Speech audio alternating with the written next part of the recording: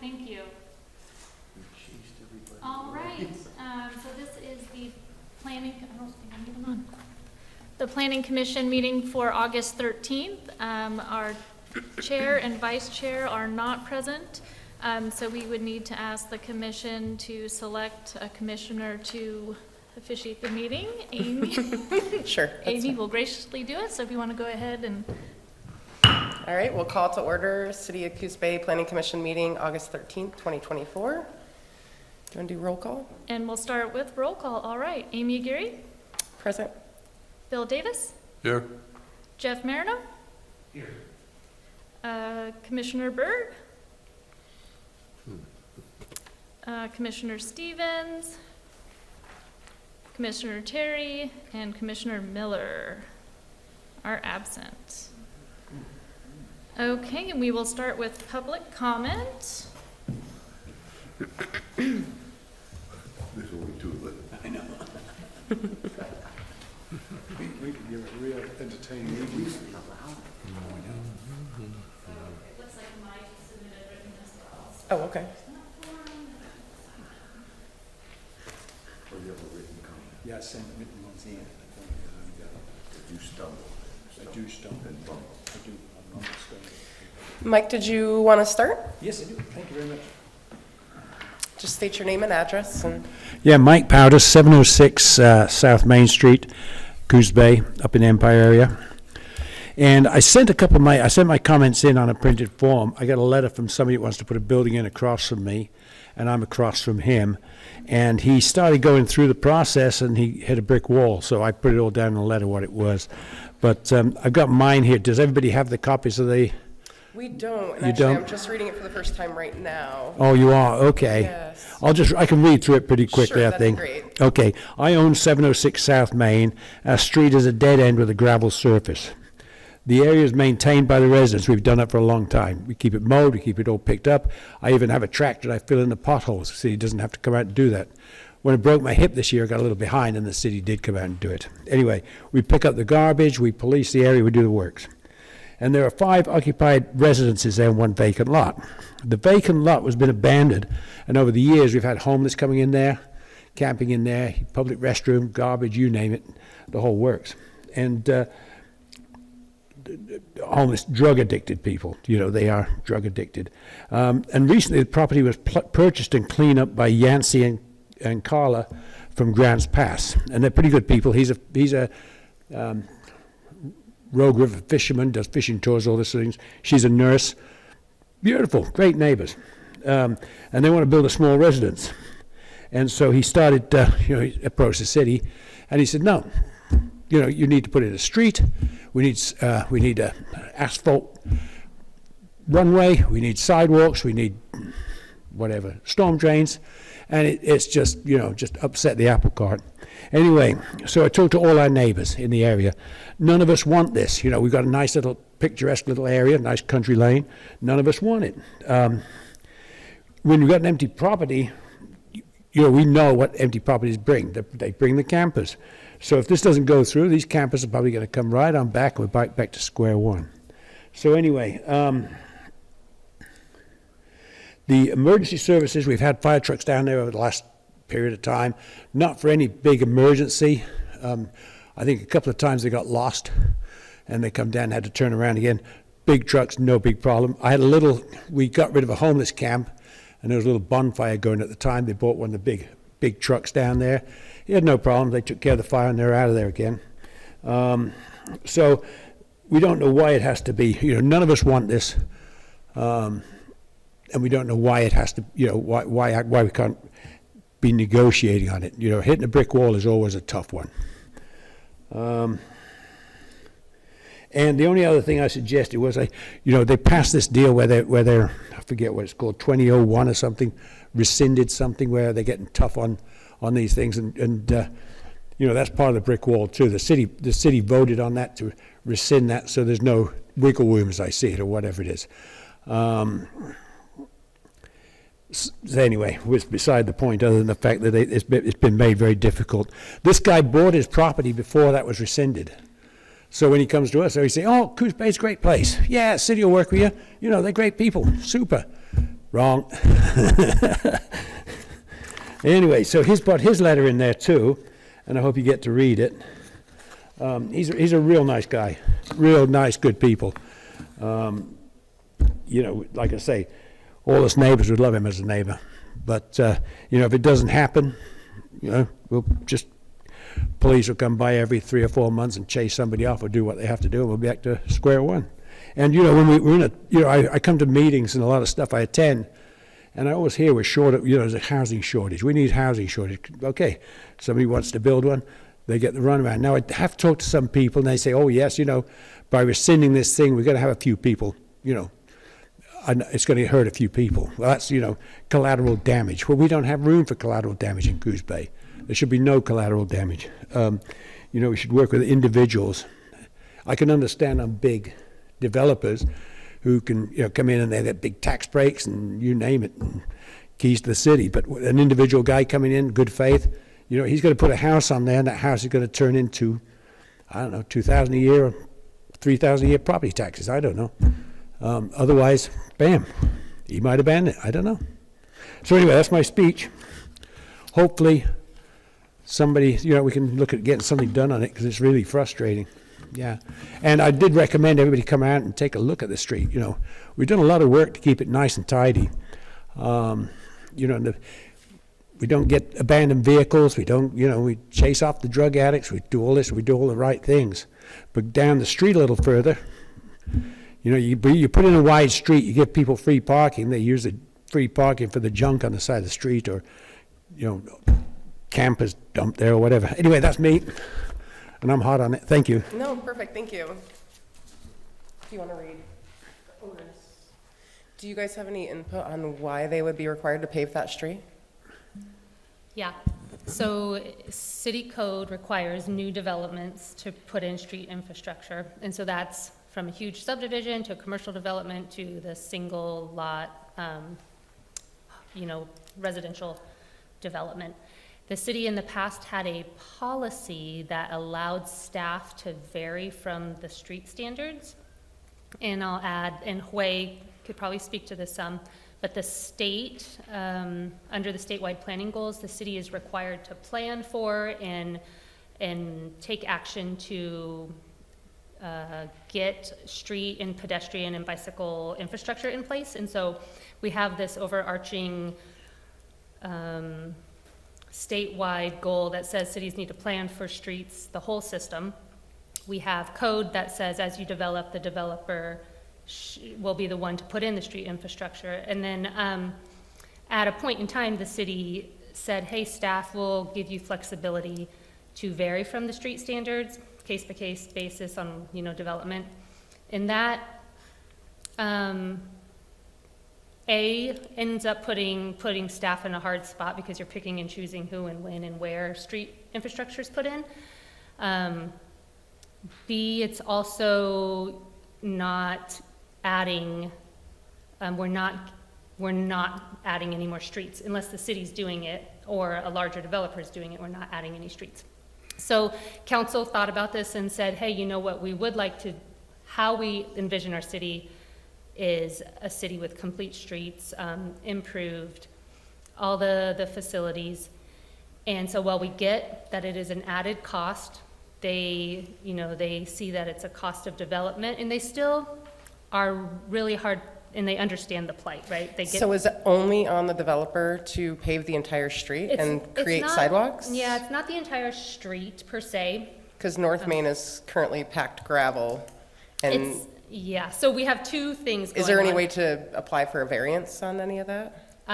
So I'll start with the fire code. The fire code says you need a minimum 20-foot wide paved all-weather surface, and it has that part of the improvement has to go from where the improved street ends. So that could be, you know, 100 feet if your property is by the improved street, or it could be 500 feet. So there's that bit, and you can't get out of that.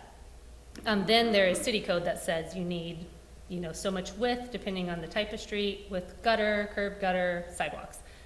Those standards you can request variances for depending on the situation. Highest and best use. Yeah, and I mean, especially in that location. And So, and this, so again. so it's now got to sit vacant versus have someone build a house that's going to pay taxes. It just seems a little bit backwards. Yeah, and like I said, the city understands the plight, and they are also looking for ways, how can the city be a part of that solution? But their most recent decision was that we should be following the code, which says as you develop, you should put in your part of the street. And so some of that is being fleshed out still. What does that look like? I think we're going to maybe have more conversation about it at council's next meeting in September. Well, maybe we could add a little note to council to just have that looked at, just because we are in a housing crisis, and And it's that's just, been part I of the mean, conversation. it's been brought to our table multiple times. What can we do as the city to create more opportunity for development? Maybe have a variance where there's a fee that's paid to vary off of that And like an standard. SDC? Just because it's a statewide thing. Yeah. I mean, this is Coos Bay, and we need more housing.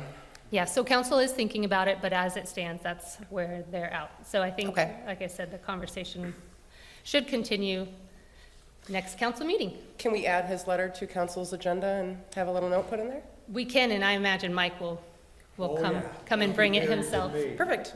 Yeah. Yeah, thank you very much. Yep. I appreciate it. Like I say, people need to come up and take a look at it to see if it's actually, it doesn't make any sense. You know, For a one-off. for one off on a dead end.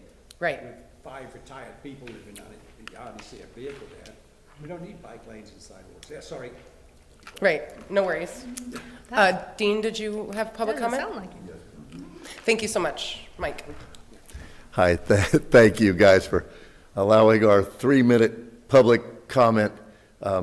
The Park and Rec Department has cut down our public comment to 2 minutes, and the livability meeting that we started this summer, I think, has canceled public comment altogether. So I really appreciate you letting us. So my thing is child safety, a bicycle infrastructure, child safety. The last City Hall meeting said there wasn't enough public comment. I've been following the comment back to 2012. And from 2012 to 2017, the residents here had public meetings at the Egyptian Theater, mapped out what they called at that time the connect the boardwalk. There is a bottleneck between Newmark and Teakwood that there is no back alley you can take to. You have to take 101. There's a cliff on one side and the railroad tracks on the chip pile on the other side. You have to take 101 to get through that bottleneck. This is a planning department session, I believe. I have another issue, and some people and I are going to get serious about boycotting restaurants, fast food restaurants, grocery stores that give out one-time use plastic pollution. We've run an ad to redeem cigarette filters. We're trying to get people to pick up cigarette filters. So we've offered 2.5 cents a filter, 40 minimum. It's only $1 for 40 filters, but we've got an ad running in the shopper to get people. Once you start picking up cigarette filters, they're everywhere, and they don't biodegrade. They're horrible for fish, horrible for birds. We're gonna start. I mean, my back is hurting me. I try my best, but there's a lot of them. Anyway, we're working on that. I don't know what the rules are concerning boycotting businesses, but we're going to get serious about this. We're so close to the water that a lot of the plastic, especially the little one-use plastic bottle caps, go into the water and they look just like an edible something to a fish. And I see the guys cleaning fish all the time, and it's a real problem. They don't, So that's the thing. I don't know what the rules are. We're going to try not to break the rules as far as boycotting these businesses. They're still creating these horrible 6-pack racks. We thought we had outlawed them years ago, The birds see them. I live on the water and work on the water all day. The birds see them. They think it's a school of fish. They dive into them, and we find them on the beach jammed up to their wings, and it's just horrible. Their own mates can't tear them off of. It's just a nightmare. So the plastic pollution is got to stop, and we have to stop it at the source. There is no recycling of plastic. That's a myth. It's put out by the industry. So that's what I hope we don't get into trouble, but if we do, that's just the way it goes. Anyway, thank you very much. Thank you for. Should we move to the DLCD land use training? Okay. Do you want to introduce Wei, or? I will butcher her last name. Highway Rudomsky. She's going to give a presentation on some land use training from the DLCD. So I'll go ahead and leave it to you, Wei, and you are free to screen share. Thank you all so much for having me this evening, and I apologize for not being there in person. I just got back from vacation from being in Taiwan across the Pacific, and on Saturday, so I think I was too ambitious in setting this up for today, and I just can't do the drive safely. I'm still kind of jet lagged. But before I start my presentation, I just want to kind of actually echo Dean's comments on the plastics in the ocean. I think that's such a great point to limit plastic cups or not have them in coastal towns, especially Coos Bay, where, you know, as Dean is saying, they're so close to the water. I used to work as a biologist on fishing boats in Alaska and Hawaii, and I've seen definitely plastics on sharks and other sea life while way out at sea. So yes, it's a serious problem, and if we can stop it at source, that would definitely help. I will now share my presentation. Let's see.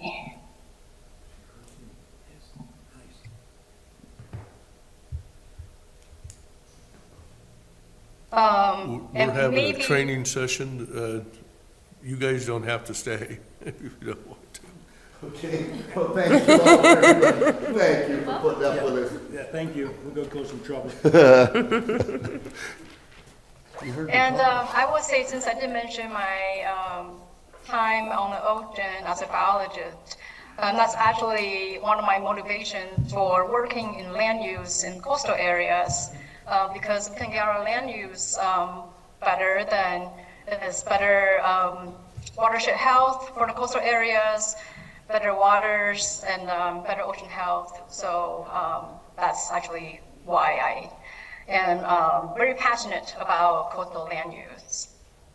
Maybe a little bit more about myself. So I am the South Coast Regional Representative for DLCD, Department of Land Conservation and Development. And I've been in my position for 5 years. I am based off of Newport. Prior to DLCD, I was working for Lincoln County Planning Department as a planner. Did that for about 5 years, and prior to that, I was doing coastal land policy as a fellow at NOAA in DC. You know, again, just trying to figure out how I could help the coastal land use aspect of things because my experience on the oceans. So, again, I really regret not being there in person because I feel like it's better delivered in person. So hopefully I have a chance in the future to be before you, and maybe you can do more information or in-depth into something else or something you see here today. So hopefully it's not the last time I will be before you. Oh, and before I get started on the presentation, I would like to learn a little bit more about the Planning Commission. But if you could maybe introduce yourselves and say why you're on the Planning Commission, that would help me. How about we go with the chair? Sure. Do you want to start, Nick? Do you want to start by just introducing yourself and why you're on the planning commission? Yeah, I'm Bill Davis. I've been on the Planning Commission for, 8 years now, I guess, a couple of terms. And just trying to help make decisions for, for the community. I'm Amy Aguirre. I've been on the Planning Commission, I think this same as Bill. I'm in real estate, so it's just kind of my wheelhouse of trying to help where I can.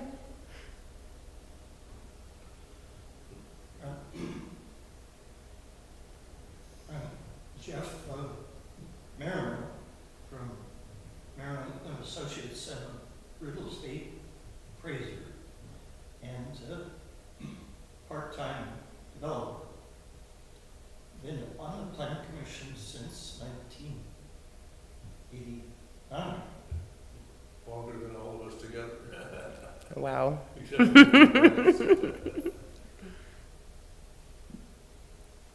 1989, that's quite a while ago. Thank you for still being on a planning commission. That's pretty awesome.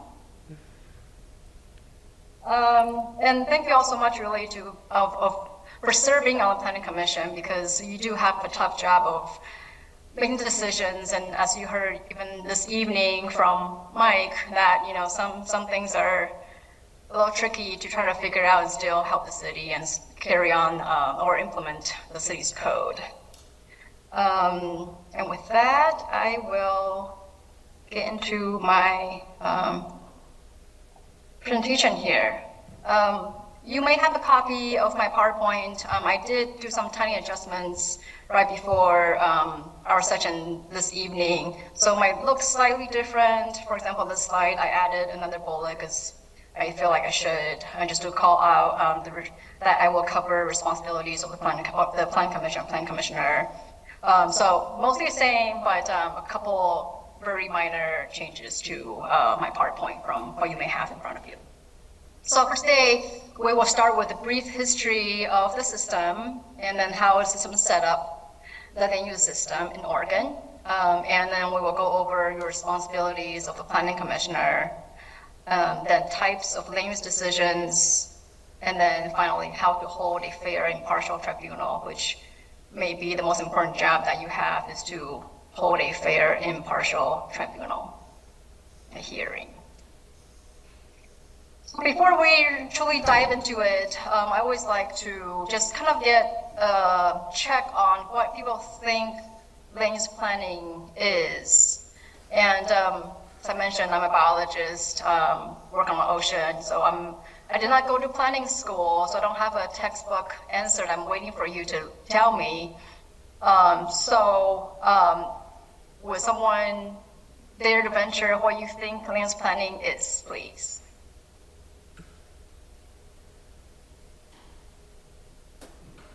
Am I supposed to answer? What's that? I don't know.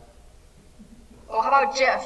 1989 was your first planning commission, I guess, your start date, so you may have some idea of what land use planning is.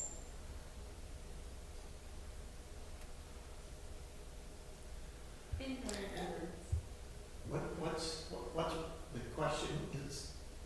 The question is, what does land use planning mean to you? What do those three words mean? What comes to mind when somebody says land use planning?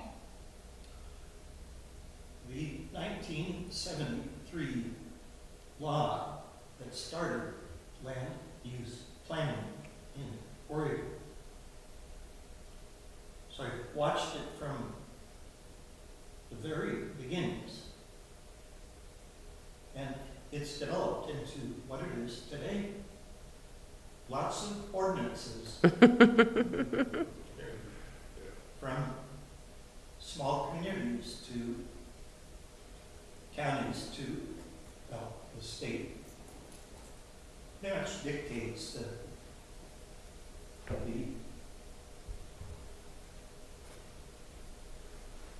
how the counties and cities respond to land use planning. So I work with it every day in my work. So it's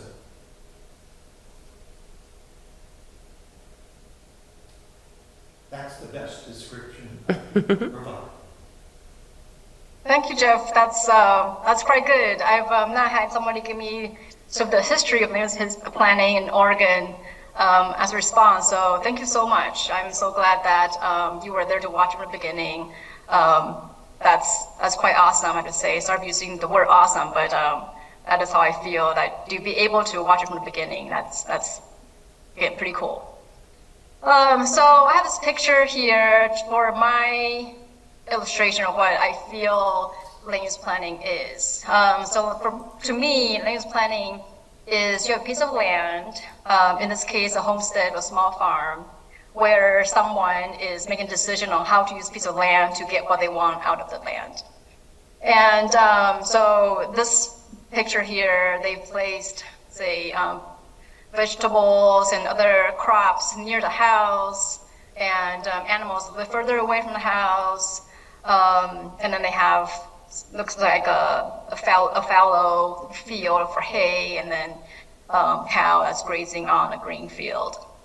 So for something like this, the homesteader or the, I guess, small farm operator, they will be looking at the land to see, what do they want and where to put them to be compatible with other uses. So for example, that's on the land. So for example, they may not want to put their hog pen to be right next to their bedroom windows, because that may be, maybe kind of sneaky when they want to try to sleep and have the window open. So it's about using our land to get what we want out of it, at the same time kind of taking care of the compatible uses and making sure that incompatible ones are not close to each other, and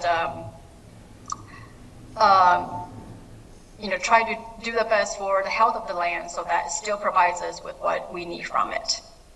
So the example here will be leaving a field fallow for a while to let the soil build back up for another round of grazing in the future. For something like this, where it's a single operator or a homesteader that's making a decision for all the land that the homesteader has, is relatively simple because he has ownership of the land, so he can do what he wants. But when it's a community, a city, or a county, and there are so many different ownerships and different desires and interests of what people would like for the land to be, it's more complicated. As you know, you are the planning commission and you make decisions on behalf of the community to figure out what's compatible, what's not compatible, what benefits the community and what does not benefit the community. So because there are so many interests and backgrounds and experiences that our communities have, which is, I would say, innate in all communities, there are always going to be differences in any community that we come across, that it makes it difficult for a decision to be made about how to use a piece of land. So in Oregon, how we've done that is that are focusing on the process so that everyone has a fair shake at the land system, and the decisions made on how to use a piece of land is fair and impartial. It's not biased, doesn't have conflict of interest, so that we all get the same sort of review process, if you will, of what we like our little piece of land to be. Why land use planning? And again, I didn't go to planning school, so this is my little list of why I think land use planning is beneficial. Most people think environmental protection is a big one, and certainly in Oregon, we preserve a lot of open spaces, but not all of them are for conservation, if you will. So farm and forest, those are relatively open spaces, but they're for economic reasons.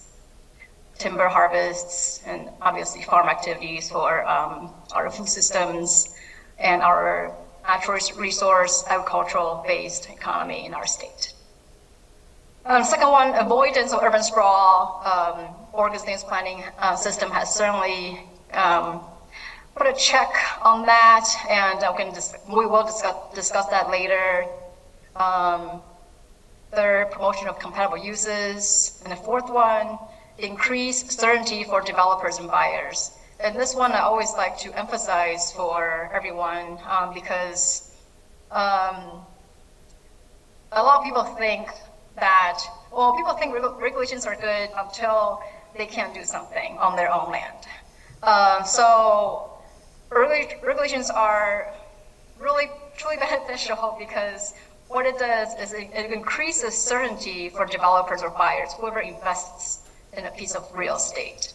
And what I mean by increasing certainty is that if I buy a piece of land in the city of Coos Bay, and I go to the planning department, and I ask, before I buy, I ask, what can I use this piece of land for?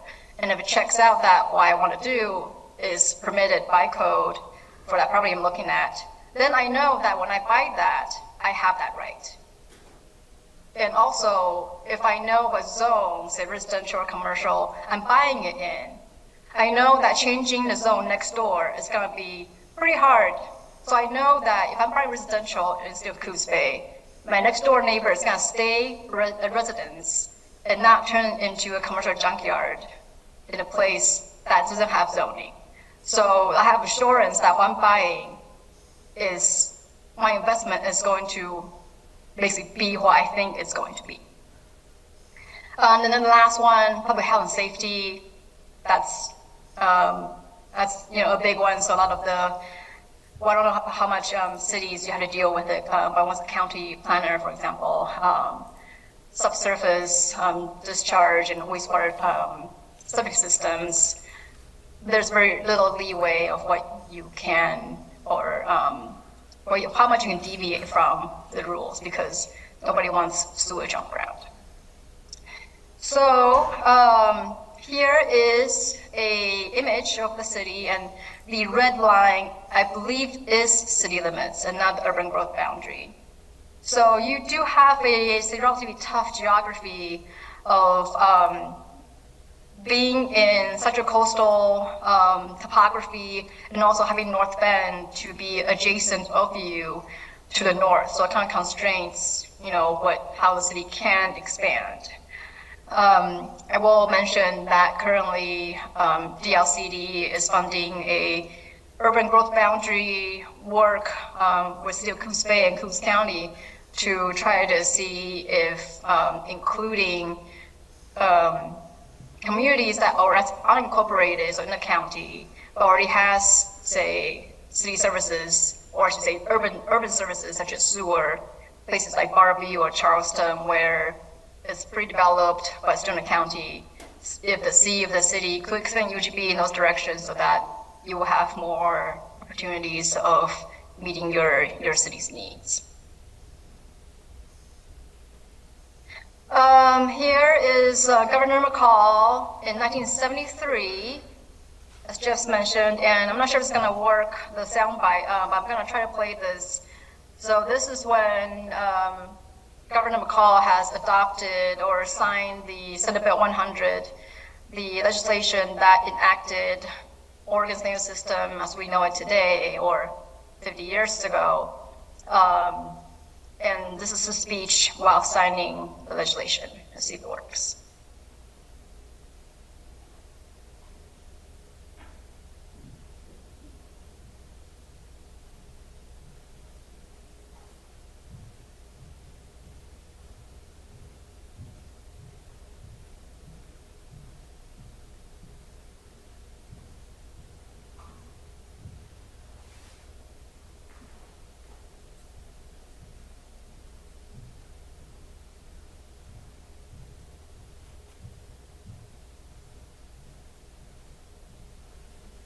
Wait, was that going to be playing some sort of audio or?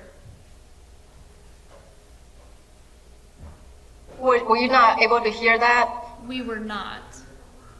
Okay. Let's see. Yeah, so audio was playing, but okay, how about, can you hear that? No. Okay. Well, maybe next time I'm before you in person, I could play that clip. I could maybe try to find a transcript for that. But anyways, this is just Governor McCall just talking about why this came about and why this is good for the state and how counties have already asked them to do something like this so that we could start to use our land better. And I will go more into the history in a bit about how and why. So this here a little bit is the pre-modern, why I call pre-modern, because I consider 1973 and onwards as modern with our land use system. So pre-modern is before 73. So 1919, cities could zone private land. 1947, counties could do that as well. And then in 1967, the legislature established the exclusive farm use zone to try to put some protection onto our farmlands.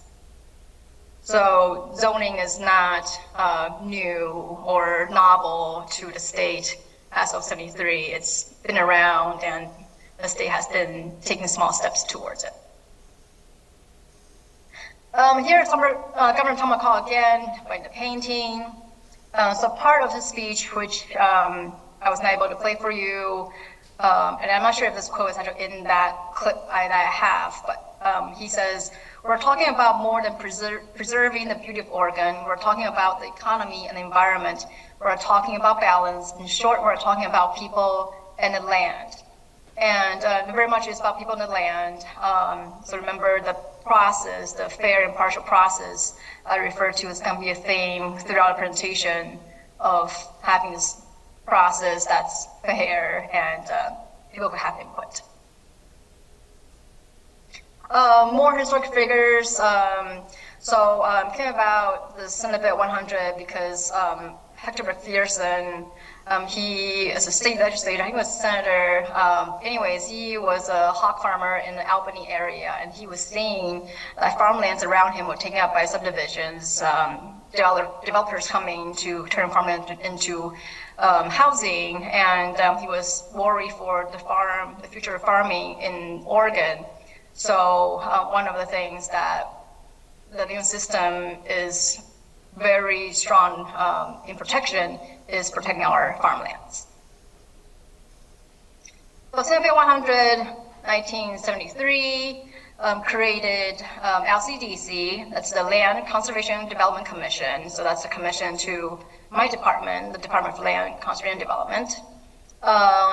The commission has 7 members and they represent regions of the state and they provide policy direction for the department.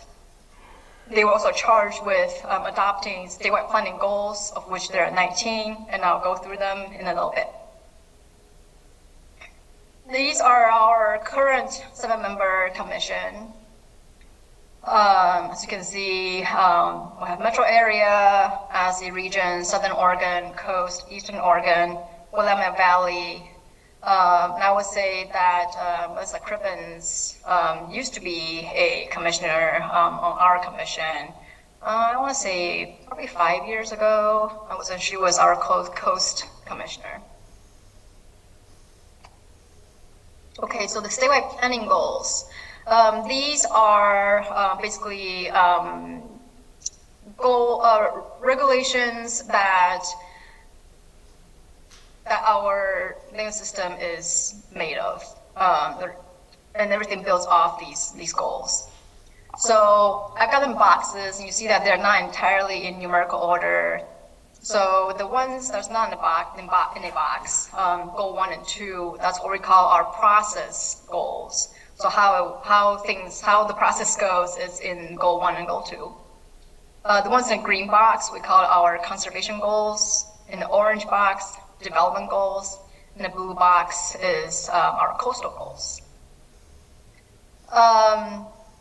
And there's only, so local jurisdictions are required to adopt a comprehensive plan that addressed all of the applicable statewide planning goals. And not all local jurisdictions have all the goals. So, for example, cities and counties that are not on the coast don't have any coastal goals. Their comprehensive plans don't have goals 16, 17, 18, or 19. So when planners from the valley or not on the coast comes over and then try to be a planner on the coast, they find out they have formal goals they have to worry about. Actually three in reality, because Goal 19, ocean resources, that's a state's responsibility. From the water line to 3 miles out, our territorial sea, that's under the state jurisdiction. There's only one local jurisdiction, Oregon, that have to have a comp plan that addresses all 18 statewide planning goals. Could someone guess which one it is?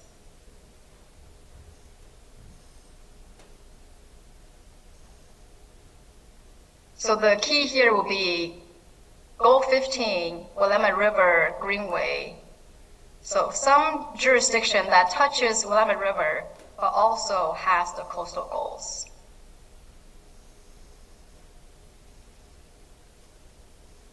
Any guesses?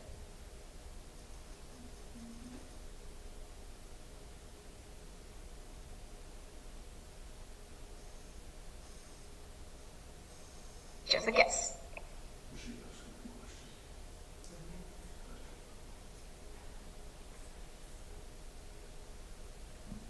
I'm just gonna guess Lane County. Yes, Lane County. Yes. Lane County has to have a comp plan that addresses all 18 of the statewide planning goals. Thank you so much. Okay, so the state's responsibilities are these, and I've only highlighted a few for us today. And one is set land use policy, goals and rules. We review plan amendments, so anytime you change your comp plan or your development code or your zoning maps, those get reviewed by the state, my department. And we also provide technical assistance to cities and counties. So for you, it'd be me, the South Coast Regional Rep. We have grants, which I already mentioned, one that we're currently working on with the Coos Bay and Coos County for the UGB issues we've discussed, or I mentioned. And technical support, what that means is that all the cities and counties on the South Coast can email me, call me with questions big or small, and if I don't know the answer, I will find someone who does, and get those dots connected. The photo I have here is my former boss, Arnold Husing of the County Planning Department. He's the planning director. And this just illustrates that state policy does respond to on-the-ground needs. And what's going on here in this picture is he's standing on, as you can see, a eroding roadway, Highway 101, north of Newport, so in county jurisdiction, outside of the city. And Goal 18, beaches and dunes, regulates which oceanfront properties can or cannot have riprap to protect it from erosion. And when Goal 18 was drafted and adopted, Highway 101 or any roads were not counted as quote-unquote development. So what that means is that Highway 101, until recently, did not qualify for riprap. And as you can imagine, it's a serious issue that we're sort of painting ourselves into the corner with, of not being able to protect our coastal highway that is essentially a lifeline for our coastal communities.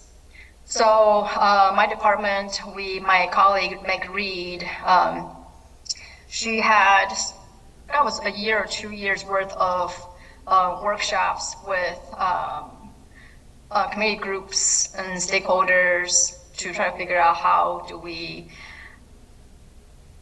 find a way for Highway 101 to be riprapped or be protected from erosion. Because as you can imagine, it'll be very hard to move Highway 101 in most places. ODOT, Department of Transportation, will have to buy land or condemn land, which nobody wants to do, and then develop that land into highways. So all that is extremely costly. So as I was saying, my colleague Meg Reed, she did a workshop and then came up with policy recommendations, of which LCDC, the Land Conservation and Development Commission, reviewed and adopted. And so now Highway 101 through goal exception. So it's still a process to get it to be able to be rip-wrapped, but there is a process now for eligibility for Highway 101 to be rip-wrapped. So the first time this was used was in Curry County when ODOT needed to shore up the toe of a cliff that Highway 101 was on. So ODOT applied to the county for the goal exception. And I believe ODOT is now working on a wider goal exception, so it's not for the whole coastline. So it's not just emergency. I gotta fix this now. Can I get a goal exception? And because as you know, land use process can take a little bit. Any questions so far?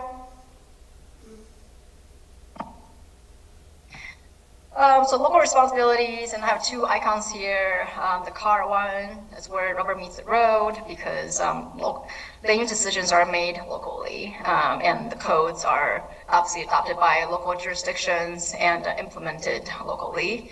And the little person with the lifting the weights, cities and counties also have the heavy lifting of actually carrying out the development code, which, as you know, even the public comments from this from before the meeting or early in the meeting, can be difficult just because there are all these things in the county and people with different interests and desires. So local planners and county planners definitely have a tough job.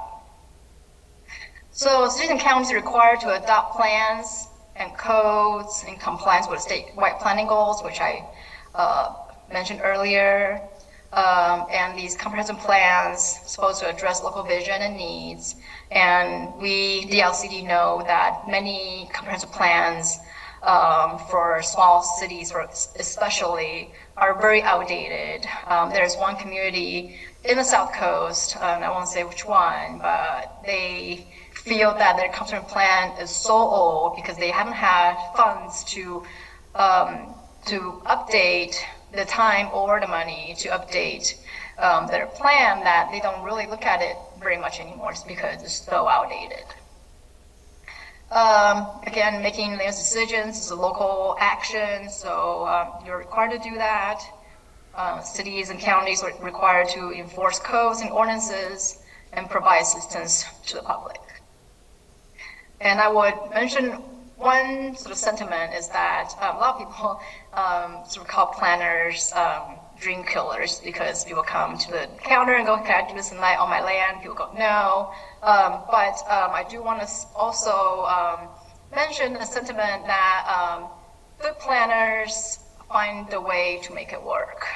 So we're not just people to say no, but we think creatively about how to sort of resolve a situation so that everybody benefits. This is a flow chart of how all these statutes and rules and goals go into a local decision. So again, the local jurisdictions, cities and counties, have the tough job of making decisions based on all of these rules and ordinances. The brain break. Anybody have any questions so far?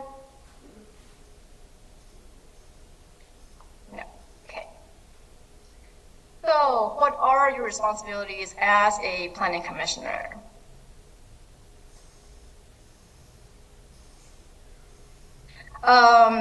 I had emailed Kelly a couple resources prior to the work session today, so you should have the link to this document, which is the Oregon Planning Commission Handbook. And I'm mentioning that right now is because this information I'm presenting to you right now is from page 15 of the handbook. And it's a really good read. When I was a planner at Lincoln County, I didn't know this handbook existed. I actually wish that I did because it's also good information for the planner. So again, I encourage you to have a read, especially the sections where it talks about your responsibilities. So I've just kind of highlighted the title or the theme sentence of these bullet points. So not everyone's going to be able to do all these things. So I would just mention a couple maybe more important ones than some of the others, or maybe not important is not right, maybe critical is a better word for it. So one would be the fourth one, understand opportunities and limits of Planning Commission authority. There are places where the Planning Commission thinks that they're kings and they can make whatever decision they want because they're the Planning Commission. And that's not true. So you have to make a decision based on the code. And then another one, I guess the last one, is being able to make a decision is very critical part of your job.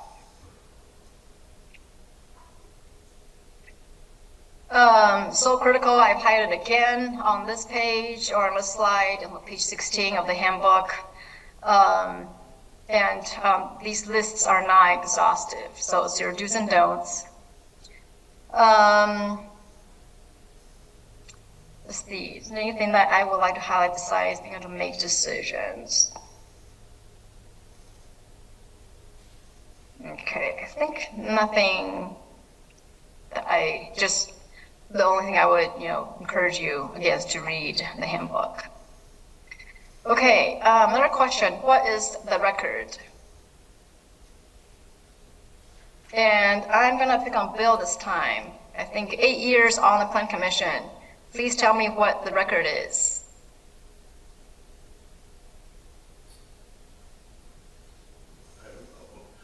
Whatever the record for meetings or.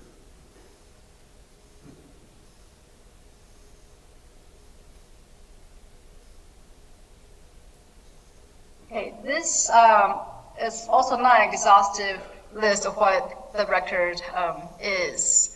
And I will talk about more as well about why we have the record. But the record, when we refer to the record in land use planning or land use decisions, we're talking about all the materials that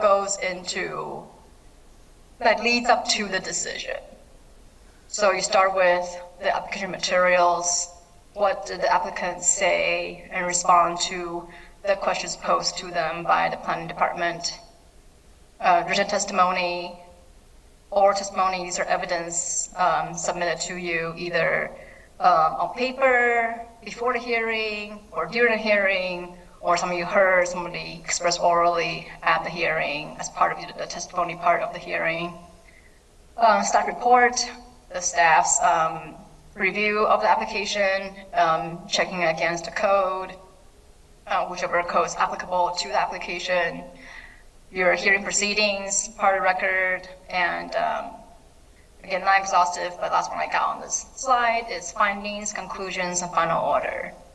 So these are part of the record, and it's important that the record stays. You should think of the record as something that's inside a bubble or have some sort of barrier where it's very contained. This is important when we talk about ex parte contact later, because everything that you use to make decision should be in the record. If it's not in the record, and then somehow it's just made based on something that's not in the record, that is a very serious offense, I would say, in Oregon's land use planning system.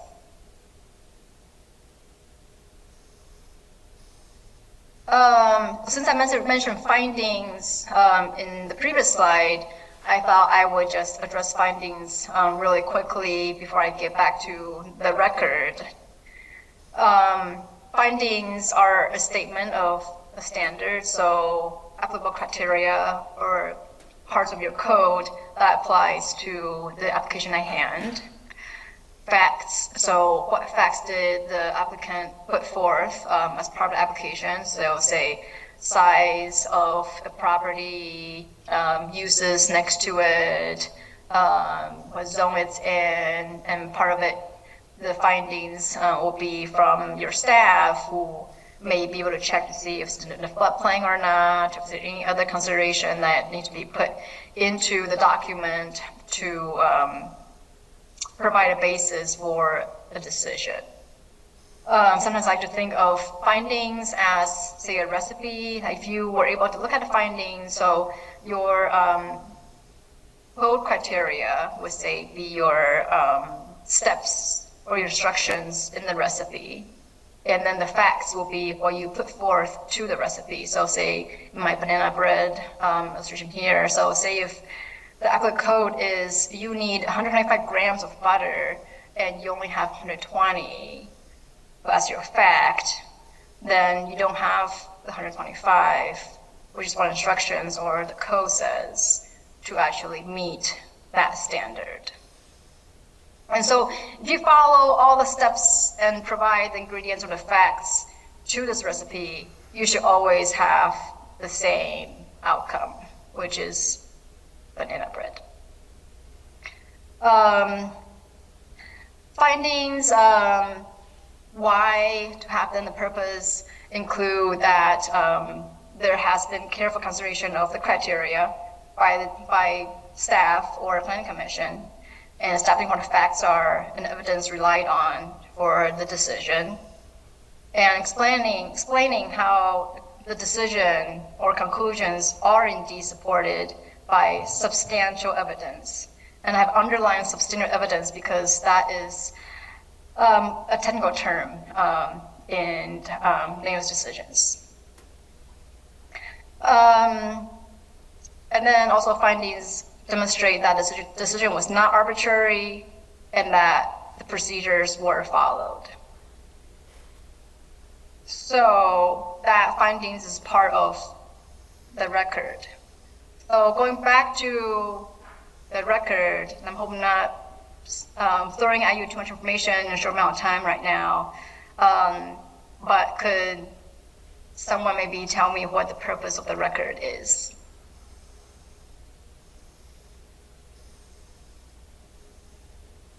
It's what we use to make decisions for.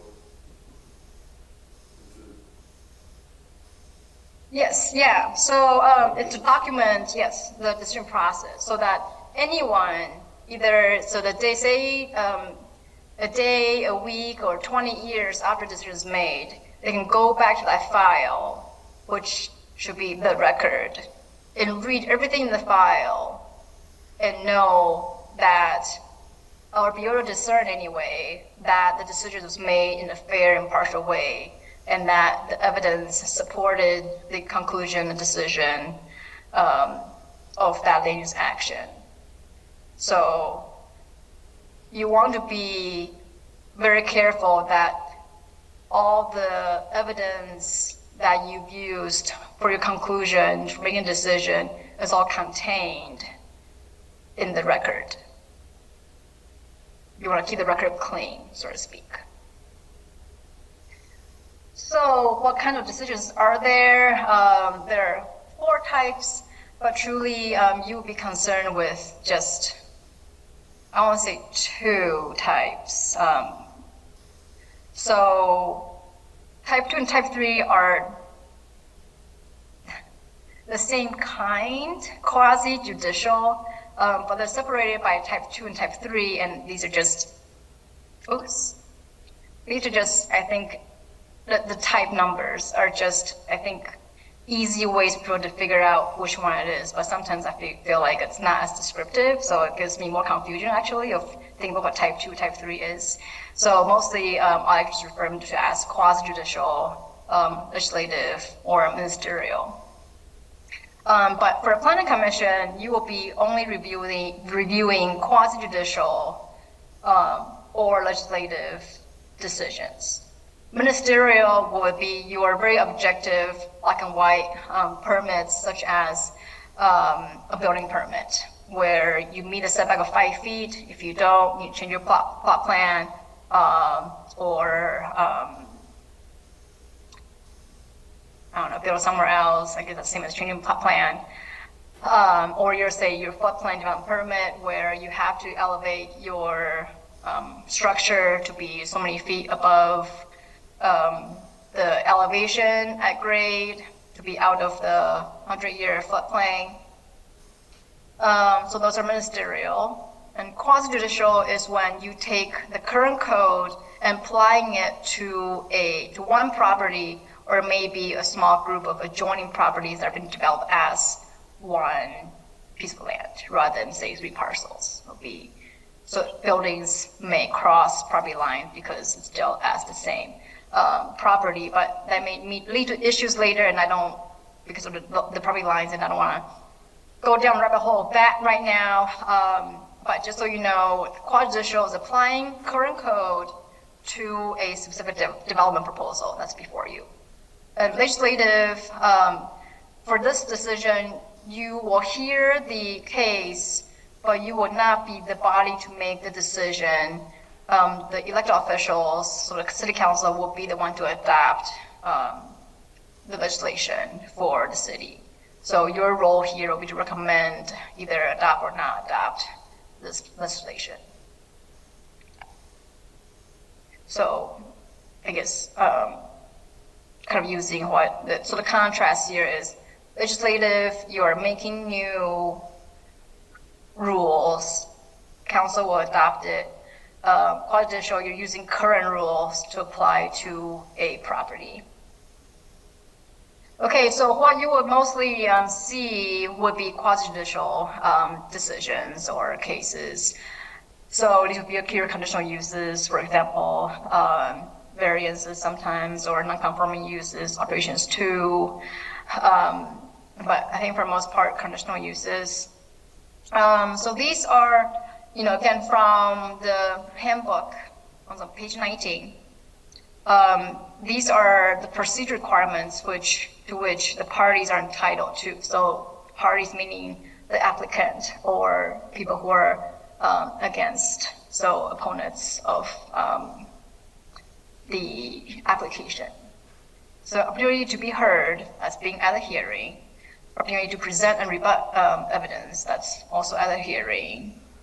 A right to impartial tribunal, having had no pre-hearing or ex parte contact, and we'll go into that later. Right to findings of fact, so they can also read the record or the findings and see how the decision was made, so that they could appeal if they felt like the decision was not made based on code. And also have a right to a record of the proceedings. And I have to be honest, I'm not sure if a record of proceedings, right, in this context, mean a recording of the hearing or the record. So I'm not quite sure, but I feel like maybe in this context, it just means a recording or a minutes of the hearing. Okay, let's see, did I get one? No, okay. So here on page 21 of the handbook, for quasi-judicial decision, the decision must be based on relevant evidence in the record. And so is to assure that all interested persons have opportunity to review the evidence and to rebut it. So opponents can see what the applicants have said and then provide their, I guess, counter argument. Relevant evidence is evidence in the record, that shows an approval criterion is or is not satisfied. What that means is the code, your development code.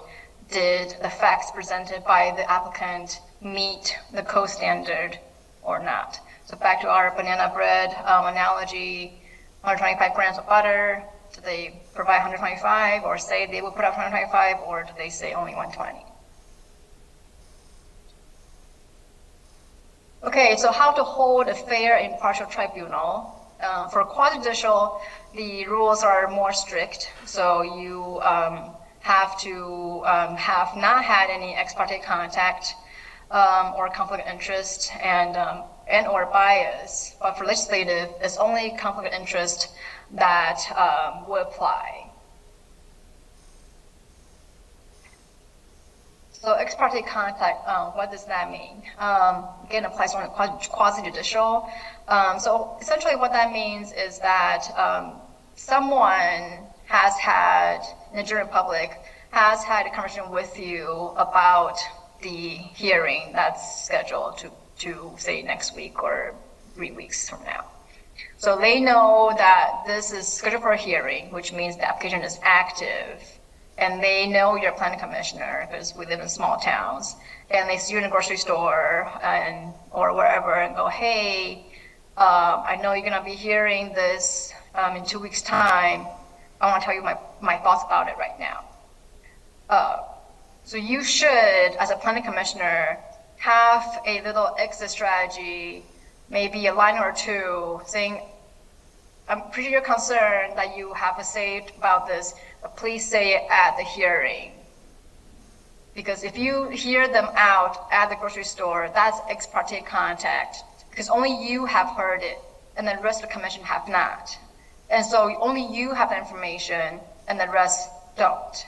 Which then, when you do sit at the hearing with everybody else, you have extra information in your head, and nobody else does. And that's not in the record. So there are procedures that allow you, if you do have ex parte contact, there are procedures that allow you to disclose at the beginning of the hearing. And the chair typically would ask, has there been any ex parte contact? People would generally say no, because hopefully none has happened. But if you have had ex parte contact, you're allowed to disclose that at the onset of the hearing and still participate as a voting member of the commission. But the caveat I want to put on, if you think, that being able to disclose is kind of an out card, you still don't want to do any ex parte contact. Just tell the person, come say their piece at the hearing. Because I think, as we all know, everyone remembers the same incident differently. So even if you were to recount what happened at a grocery store, somebody who's listening to the same conversation could recount it completely different. So there's no saying if, which recollection was, truly reflective of that conversation. So the best way to keep that clean is just ask the person to come to the hearing so that we can all hear the same thing. And again, it's on the record. Site visits are ex parte contact, and I know a lot of people have said, oh, it's such a small town, I will drive by it every single day just going to work. Can I just not, look right or left real quickly and see if what they're proposing would fit on the land? It's not encouraged to do site visits, and if you do site visits as a commission, then you have to do all the public hearing or public meeting notices, so that's also kind of a headache. So if you actually want to see what the site looks like, you can ask staff for photos so that we're all looking at the same thing. Because again, going back to the conversation, that no one remembers the same conversation the same way, that's just kind of goes this. Similarly with site visits, two people can look at the same view and notice different things. So, but photos, we're all looking at the same thing, and it's in the record.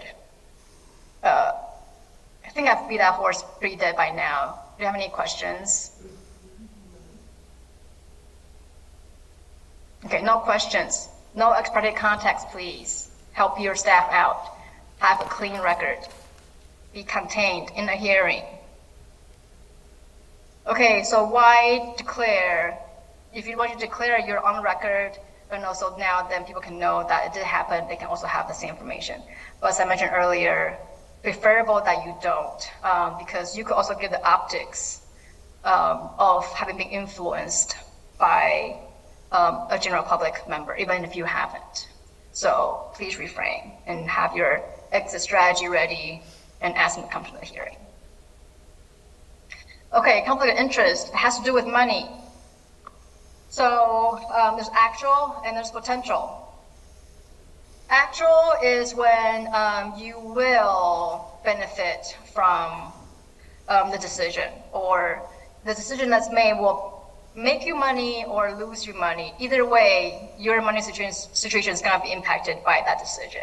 So that's an actual conflict of interest. And when I say you, the you, quote unquote, in law is broader than just you as the person. I think it also includes your spouse, your relatives, and your business partners, all these different bits of the legal you in this case. So if you, quote unquote, if the quote unquote you will for sure gain or lose money from this decision, you should refrain as plan commissioner for participating in the discussion, the debate, or the vote. And then here, just say unless the vote is needed for a quorum, this is when quorum is very important. Some small jurisdictions don't have enough interest for people to fill the plan commission, and that can really cause a problem when they need a quorum for a decision. So again, thank you so much for serving on the planning commission. The potential is that you might have, the decision might make you or lose you money, but it's not certain. So the analogy or hypothetical example I like to use here is, say if I have a gravel company and I pave roads and stuff like that. And I'm the only company, say, in the 200-mile radius that I operate in. So I have a monopoly in this 200-mile radius. And I'm sitting on a plan commission. So I know that if a certain decision is made, say a subdivision, that I for sure will get the contract for making the roads in the subdivision. So in that case, I have an actual conflict of interest because approving subdivision will make me money. A potential conflict of interest would be, say I had 2 competitors in my area, so 3 gravel companies rather than just me. Then I have a potential conflict of interest because I could get the bid for that subdivision job, but I may not. I'm one of 3. I'm not sure if I'm gonna get it. That's potential. So if I have potential conflict of interest, I don't have to refer myself from participating, but if it's actual, I do. But potential, you still have to announce at the hearing that you own a gravel company, you may or may not, but you do own one, but you're not gonna let that influence your decision making at the hearing. Okay, and I just included these the definitions of actual conflict of interest and potential. I'm not gonna read these. You will have these as part of your printout for the PowerPoint. Bias doesn't have to do with money. It's basically, the gist of it is that before you even hear all the evidence of the proposal, you already made up your mind that you're going to approve or not approve this proposal without having, again, review any of the facts with an open mind. So in the case you have a bias, nobody can convince you one way or another. It doesn't matter how reasonable their evidence or the facts that present is. You already made up your mind. You're gonna approve or not approve. You're not required to recuse yourself for a bias, and I would say bias is pretty hard to prove in the legal system as well because it's so squishy. But if you do feel like you cannot sit through a hearing and actually hear people out, and that you already made up your mind, okay, you're not required to recuse yourself, but if you feel like you should, you could. But also remember the quorum issue. So everything is a little nuanced and complicated. I'm not gonna read this either, so you can read that later. Okay, so these are procedures of a quasi-judicial hearing. The chair opens a hearing, describes the proceedings, and then read the raise it or waive it statement. Can someone tell me what's the raise it or waive it statement?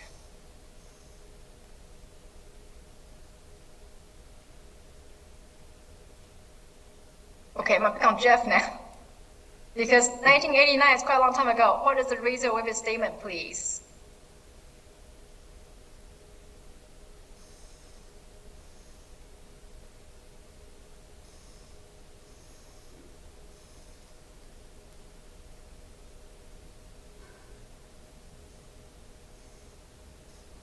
Can you all still hear me?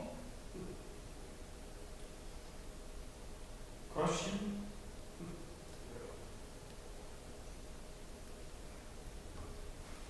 Dr. You're speaking to the mic more. I couldn't make out what you said. Sometimes it's very hard to understand everything that you're saying. Right. So I think Bill would agree. Yeah. So my apologies. What was the question? My question is, what is the raise it or waive it statement?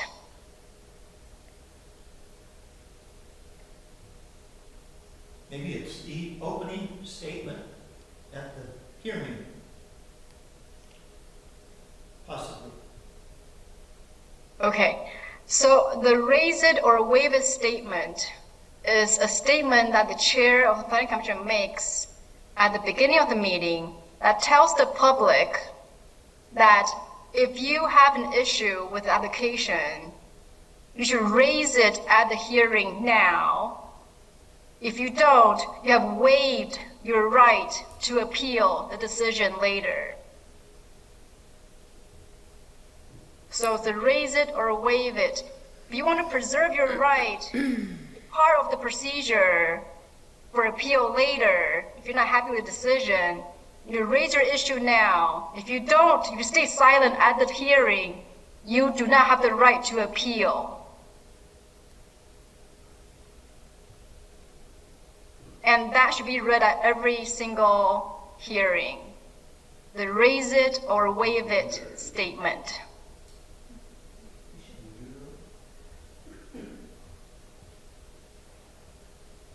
Were you able to hear me okay that time?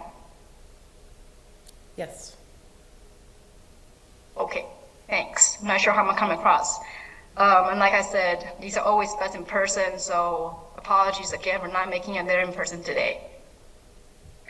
So after that statement, that very important statement is read, then the chair announces the criteria of which the application is being reviewed against. So that'd be your code sections. And then the chair will ask for the planning commissioners to disclose any ex parte contact, bias, or conflict of interest.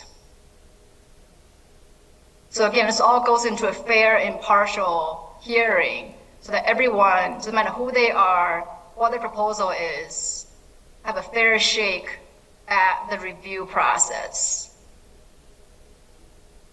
Okay, then the staff report. So the staff would go through the staff report to talk about the findings as it checks against the code and the recommendation by staff. And staff does not have to recommend one way or the other, but it's an option that staff has. After the staff report, then is a testimony by the applicant, then other proponents, then opponents, anybody neutral. And at the very end of the testimony section of the hearing, the applicant has the right to rebut anything that was said prior. And then there can be requests for continuance and leaving the record open. I won't go into that too deep today, just so you know that there is a way for either the hearing to continue at a later date, which is not necessarily encouraged because that could drag out your timeline, and you need to finish your land use decision within a certain amount of timeline by state rules. So sometimes leaving the record open is the more sure way to go because scheduling another planning commission hearing can be difficult, but leaving the record open is more straightforward. If it's left open, then there's a 777 rule, meaning first 7 days, all parties can enter more comments. So which means even if you did not raise it at the hearing, you still have a right to raise it within that first 7 days. And then the second 7 days is, so if requested, the record can be reopened for another 7 days to allow response to the first 7 days. So first 7 days, new evidence can be entered. Second 7 days, people are allowed to rebut or address what was said in the first 7 days. And the last 7 days is reserved for the applicant to address anything that's said in the first 14 days. And the applicant can waive that last 7 days if they want to. Then once your record closes for the hearing part, you are then deliberate and make a decision on all the evidence that's been presented to you. So you would discuss, you make a motion, a second, and you would vote. And after the hearing, the staff would write up the findings for you to review and adopt. So legislative, again, this is you making new rules, not using existing rules. So making new rules that you will recommend, either approve or not approve, to the city council for them to adopt it into city ordinances. And here you don't need to separate out proponents and opponents. There's no concerns for ex parte, contact, or bias, but conflict of interest concerns are still, you still need to address those. So it's less strict in terms of ex parte contact or bias for legislative hearing. Any questions so far?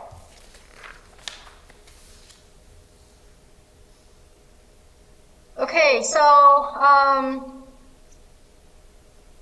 if you were to remember nothing today from what Wallace says so far, the one thing I would like you to remember, so your one take-home message is that the decision that you make must be based on the applicable standards or code.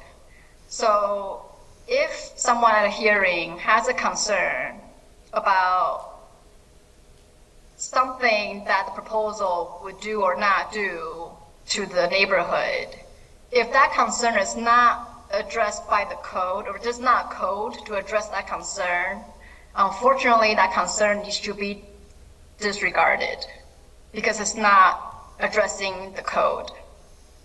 So when people are saying things in front of you, you want to determine what they're saying, is it addressing the code that's being applied to this proposal?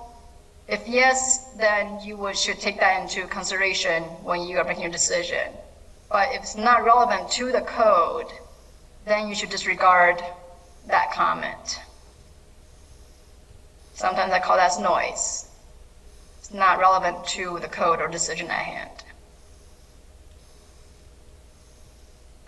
So because the code is what you will use to make your decision, then if you do not agree with the code or the applicant meets all the code, you have to approve.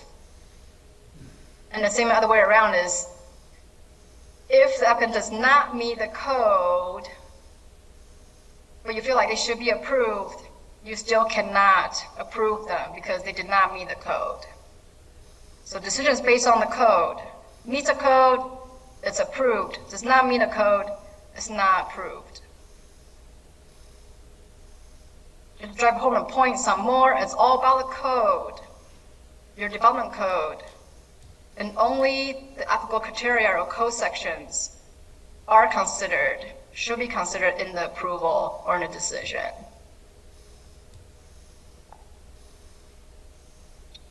Okay, so this is almost over. Let's do a little practice. So scenario is, applicant wants to operate a hotel in a zoning district that does not allow hotels, but allows multifamily dwellings, such as an apartment house. The applicant applies for an apartment house and submits the below floor plan. And these two definitions are from a code of an actual city in the South Coast. So I'm going to read you those. Apartment house means a building or a portion thereof designed, built, rented, leased, let, or hired out to be occupied, or which is occupied, or is the home or residence of 3 or more families living independently of each other and doing their own cooking in the building, and shall include flats and apartments. That's apartment house. Hotel means any building containing guest rooms which are rented or hired out to be occupied for sleeping purposes for guests, excluding any facility which meets the definition of bed and breakfast facility. So those are 2 definitions in this real life city in the South Coast, and that's the hypothetical floor plan. Could you tell me whether this proposal meets the code of an apartment house or not?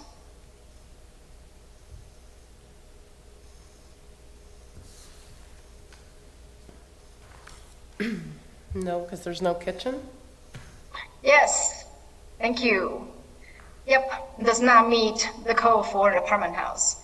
So this one would need to be denied because it should be obvious that this applicant is trying to get a hotel inside a zone that's not allowed, because the floor plan does not meet the definition of apartment house, which isn't allowed use in that zone. Okay, I have, let's see, you also have a link to an Oregon story which goes through the history of our land use system in more detail. You might have already seen this. They have now, I think, a 20-minute version and then the 80-minute version. So give it a watch if you're interested. And then here I have a life cycle of a quasi-judicial decision. I'm not sure if you're interested in going through this. Let me know if you are. Raise your hand if you want me to go through this. Sure. Okay. I include this because sometimes some places, planning commissions are not informed of what the process is, and sometimes they get mad at staff for basically carrying out a process, which is concerning. So the process is, you start on the top left, the application is accepted by staff, and then that becomes an active application. And typically, the cashing of the fees, the check that, or basically the jurisdiction receiving the fees, required fees for the application, is the start of sort of the clock. So application accepted when the fee is received or accepted by the city or county. And then once that happens, there's a 30-day limit for staff to do a completeness review. What that means is within 30 days, staff have to look at the application and pull out all the applicable code sections that pertains to the application, and then figure out if the applicant has provided the information needed to address all the code sections. So if it does address all the code sections, then the staff would deem it complete, and then the application can move on to the next phase. Many times it's not deemed complete, so there is what's called a letter of incompleteness that's provided to the applicant to let them know what they need to still submit to have the application be complete. When the application is deemed incomplete and the applicant receives that letter of incompleteness, they have 3 options. One, the first option is provide staff or the city or planning department with all the information that's asked by the letter of incompleteness. Second option is to supply some of the requested information, and then in a written form saying that that's all they will be giving the planning department and that's all they got, and they're not going to be giving any more information.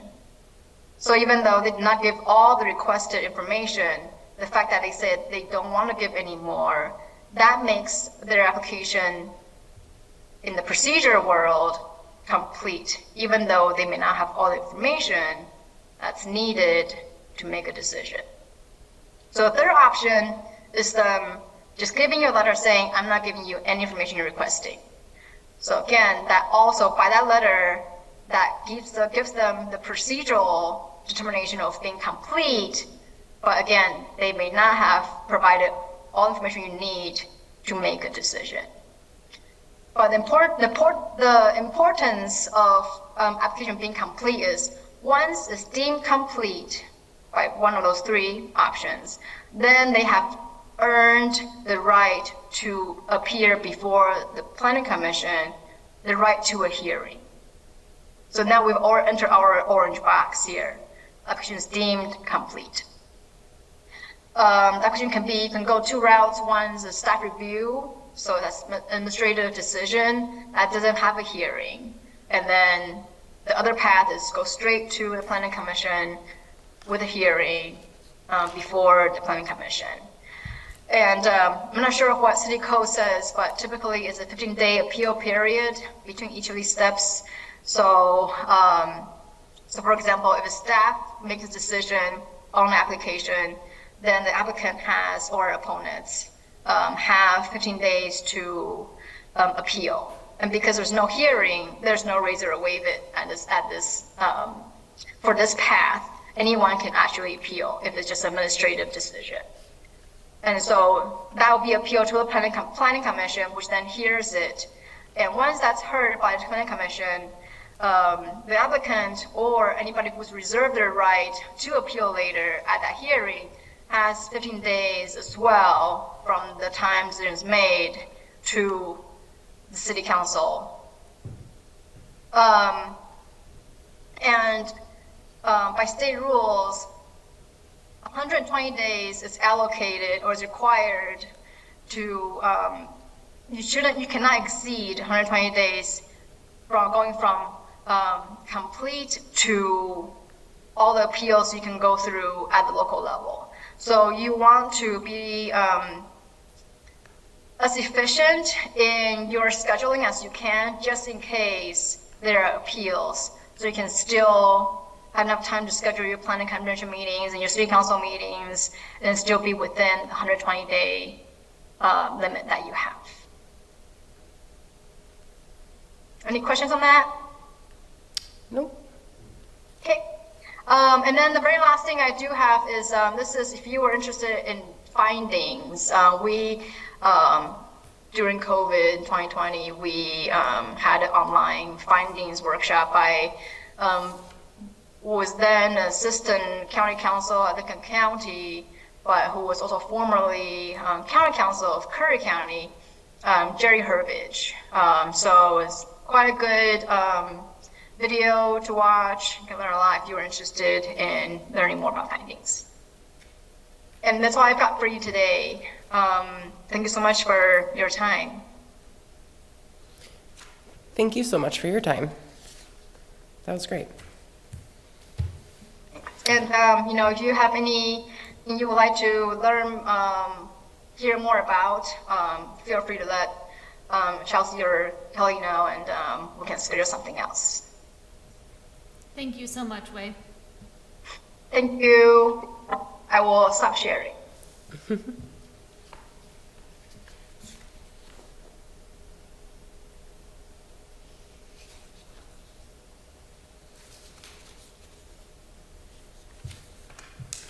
Sorry. Planning Commission comment, is that what we're on at this point? Okay. Any comment from Planning Commission? Raise it, wait that you guys do that. We We don't prepare do it and give it to you, Yeah. and so Yeah. it's in your stuff, you'll read it, yeah, so you have it. You oftentimes just talk about it prior to the opening of the hearing. Yeah, typically it's in a script that is drafted for the chair to read before the public hearing. Yeah. And so Okay. that's how we've done it. Right. So you probably just don't, it's just one of those things that is read all the time and people kind of glaze over because it's the language you have to read. So you do it, probably just not Okay. stuck in your memory. Yeah, Can I get a paper copy of this, so that I could go over it on my own time? Do you have? Yeah, I have a digital one. Oh, okay. Yeah, we did email them. I couldn't open it, Couldn't get it, okay. no. But So we can that's why I email it. thought the computer would be here and I could follow it on the computer. Thank you. No more comment. Staff comment? None. No, All right, meeting adjourned. thank you.